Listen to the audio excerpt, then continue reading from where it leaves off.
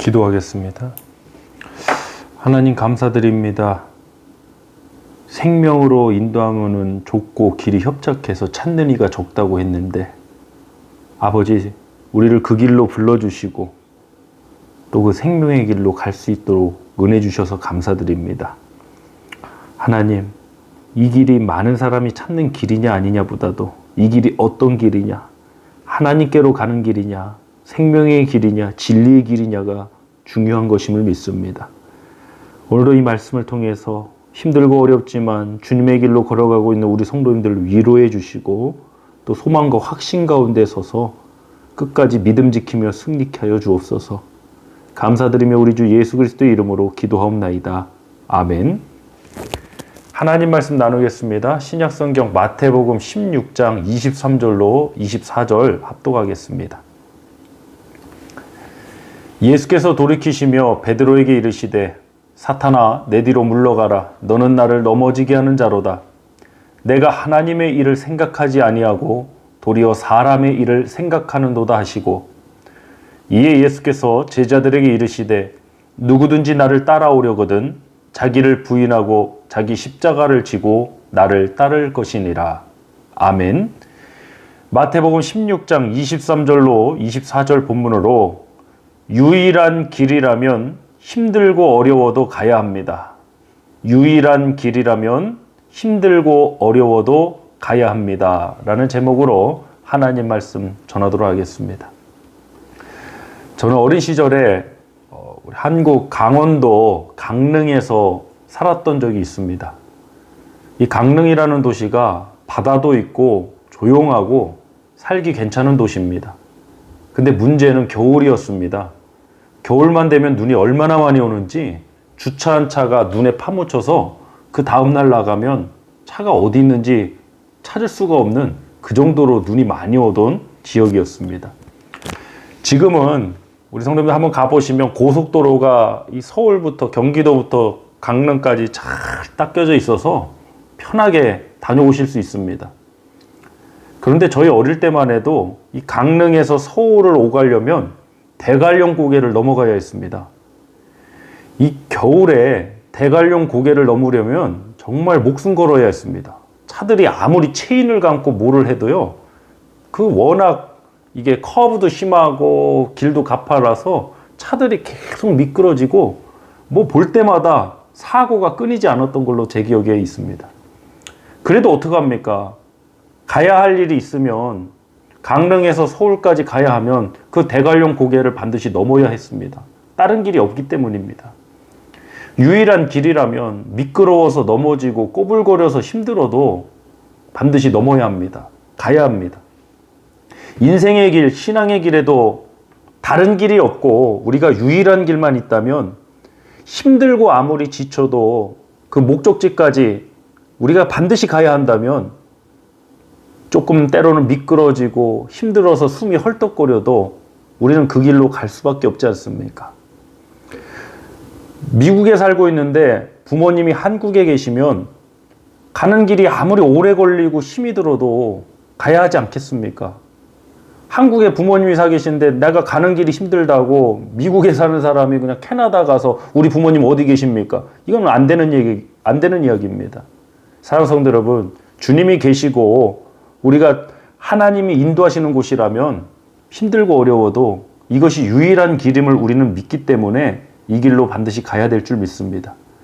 마태복음 10장 38절에서 예수님이 이렇게 말씀하셨습니다. 자기 십자가를 지고 나를 따르지 않는 자도 내게 합당하지 아니하니라. 아멘. 주님께 합당한 사람이 어떤 사람입니까? 자기 십자가를 지고 예수님을 따라가는 사람입니다. 길이 여러 개가 있는 사람이 아닙니다. 십자가의 길은 여러 개가 아닙니다. 유일한 길입니다. 예수님 여러 분 계신 거 아닙니다. 메시아가 여러 명 있는 거 아닙니다. 오직 십자가에 달려 죽으셨다가 무덤에서 부활하신 예수님 단 한 분만이 계십니다. 이런 분들이 간혹 있습니다. 전 사역자니까 주변에 사역자들 보게 되는데요. 아유, 내가 사역하다가 그만두면 뭐 사업해도 되고 다른 일 해서 먹고 살아도 됩니다. 저는 그 말 들을 때마다 그분 당장 그만두었으면 좋겠다라고 생각합니다. 물론 사람이 어떠한 상황이 주어지든 살아갈 수 있어야 합니다. 물러날 때를 알기도 해야 됩니다. 그러나 대안이 많고 길이 많은 것이 결코 축복일 수는 없습니다. 간절함이 언제 나옵니까? 이 길밖에 없을 때 간절함이 나옵니다.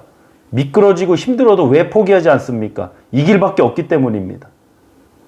저는 그래서 개인적으로 하나님 앞에, 하나님, 우리 교회와 동역하시는 특별히 사역자님들이 이 간절함이 있는 분들을 만나길 원합니다. 간절하면 되게 돼 있습니다. 간절하면 하나님 의지하죠. 간절하면 하나님의 도우심을 구할 수밖에 없죠. 근데 내가 굳이 이 교회 아니더라도, 내가 굳이 이 사역이 아니더라도 다른 걸 해도 된다. 간절할 수가 없습니다. 여러 대안이 있는데 여기에 어떻게 간절함이 있겠습니까? 그래서 때론 하나님이 연단하실 때 우리가 의지하고 살아가는 것들을 내려놓게 하시는 건지도 모르겠습니다.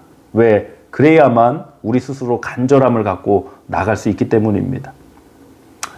오히려 이 길이 유일한 길일 때 힘들고 어려운 순간들을 우리는 이겨낼 수 있습니다. 여러 가지 대안이 존재하고 여러 길이 있을 때 힘들고 어려움이 찾아오면 저쪽 길로 가면 되지, 이렇게 하지 않겠습니까?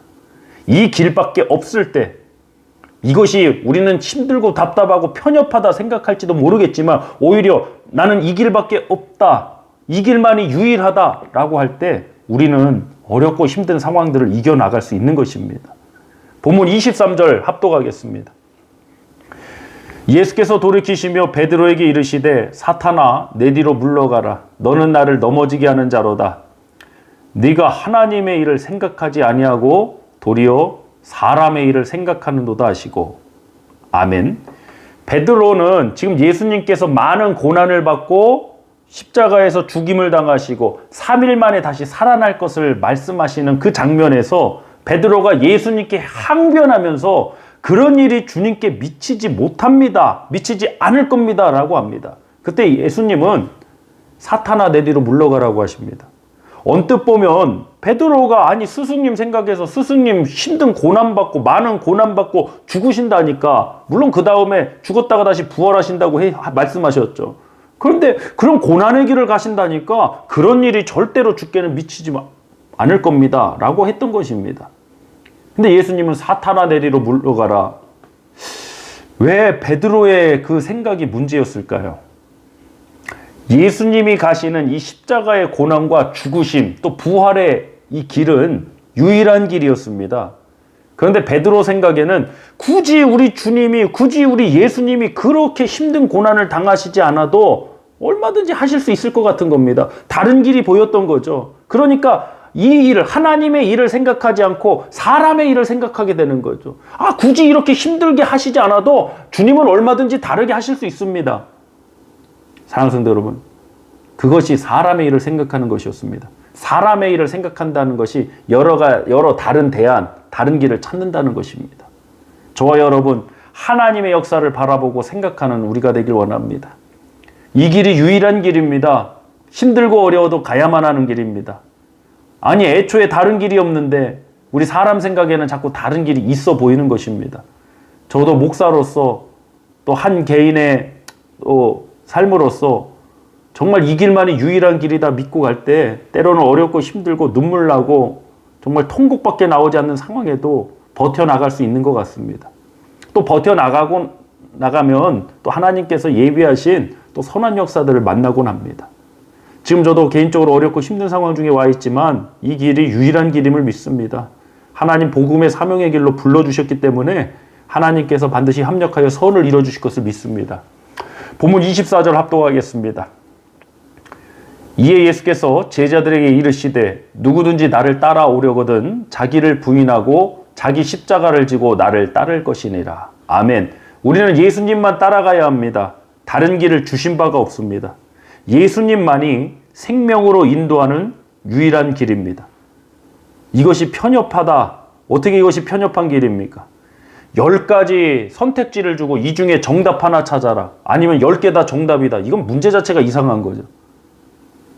한 가지의 안을 주고 정답을 맞춰라. 그럼 답을 맞추기가 쉬운 거죠. 오히려 이 길이 쉬운 길이죠. 이게 왜 어려운 길입니까? 예수님만이 생명으로 인도하는 유일한 길이 되셨음을 믿습니다. 요한복음 14장 6절에서 예수님은 내가 곧 길이요 진리요 생명이니 나로 말미암지 않고는 아버지께로 올 자가 없느니라고 분명히 말씀하셨습니다. 사랑성도 여러분, 우리가 힘들고 어려워도 이 유일한 길로 가길 원합니다. 사람들 많이 찾는 길 아닙니다. 좁은 문입니다. 길이 좁고 협착한, 그렇게 보이는 길입니다. 근데 길이 좁고 협착하면 어떻습니까? 대관령 고개처럼 꼬불꼬불거리고 커브가 360도 커브가 있고 길이 미끄럽고 그러면 어떻습니까? 이 길이 유일한 길이면 우리는 이 길을 지나가야 되는 것입니다. 우리 힘들고 어려운 상황 만났지만 함께 믿음으로 헤쳐나가길 간절히 소망합니다. 우리 함께 중보기도하며 만나고 있는 어려운 상황들, 또 앞으로도 어려움의 순간들을 잘 극복해 나가고 또 이 유일한 길 가운데 간절함을 가지고 하나님 앞에 나가길 주님의 이름으로 축복하고 간절히 소망합니다. 우리 시간 합심하여 함께 기도하도록 하겠습니다. 하나님께 기도할 때 하나님, 유일한 길입니다. 힘들고 어려워도 가야 할 길입니다. 생명의 길입니다. 십자가의 길입니다. 이 길로 반드시 우리 공동체가 함께 가서 승리케 해달라고 우리 합심 기도하겠습니다. 할렐루야. 하나님 아버지 감사드립니다. 어렵고 힘든 길이지만 반드시 가야 할 길, 또 유일한 길이기 때문에 아버지, 때로는 미끄러지고 때로는 숨이 헐떡거리는 상황에도 우리가 이 길을 걸어가길 원합니다. 눈물을 흘릴 때 주님이 그 눈물을 닦아주시고 주님이 위로해 주시고 또 힘과 용기를 주시고 다시 일으켜 주실 줄 믿습니다. 하나님, 우리 공동체가 중보기도하고 있습니다. 특별히 아픈 지체들이 있습니다. 고쳐서 주님 사용해 주시길 간절히 소망합니다. 우리가 그들을 고칠 방법과 능력은 없지만 그를 고치실 주님의 역사를 믿습니다. 하나님, 전능의 손길로, 여호와 라파의 손길로 하나님 역사하여 주셔서 아버지, 새로운 생명의 역사가 일어나게 하여 주시옵소서. 무엇보다도 우리 하나님의 백성들, 힘들고 어려운 길이지만 이 길을 포기하지 않게 해주시고 이 길만이 유일한 길, 진리의 길임을 우리가 믿음으로 선포하고 담대히 나가게 하여 주시옵소서. 하나님, 홀로 가는 길이면 외롭겠지만 우리가 함께 기도하며 함께 서로를 위로하고 끌어주는 길이기에, 또 우리 앞에는 주님이 인도하시는 이 길이기에 우리는 승리하며 나갈 줄 믿습니다. 도와주시옵소서. 역사하여 주시옵소서. 아버지께서 우리와 함께하여 주심을 믿사오며 우리 주 예수 그리스도의 이름으로 축복하며 기도하옵나이다. 아멘.